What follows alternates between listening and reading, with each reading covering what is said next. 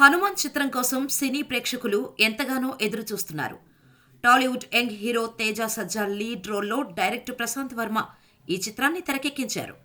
11 భాషల్లో భారీ బడ్జెట్తో రూపొందిన ఈ మూవీ సంక్రాంతి కానుకగా జనవరి 12న థియేటర్లోకి రానుంది. కొద్ది రోజుల క్రితం విడుదలైన హనుమాన్ చిత్రం ట్రైలర్ ప్రేక్షకులను విపరీతంగా ఆకట్టుకుంది. దీంతో సినిమాపై భారీగా బజ్ క్రియేట్ అయింది.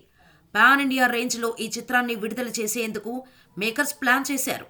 ఈ క్రమంలో బాలీవుడ్ విభాగంలో సుమారు 1500 థియేటర్లలో హనుమాన్ విడుదల కానుందని సమాచారం.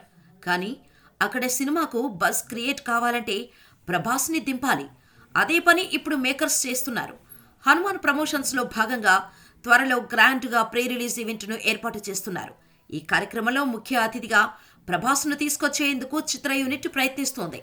ఇకపోతే డిసెంబర్ 22న ప్రేక్షకుల ముందుకు వచ్చిన సలార్ కలెక్షన్స్ సునామీ సృష్టిస్తున్నాడు. సలార్ సినిమా మొదటి రోజు వరల్డ్ వైడ్ ఏకంగా 178.7 కోట్ల గ్రాస్ను అందుకుని సరికొత్త రికార్డు సెట్ చేయగా ఇప్పటి వరకు దాదాపు 600 కోట్ల గ్రాస్ కలెక్షన్స్ వసూలు చేసింది సలార్ సినిమా.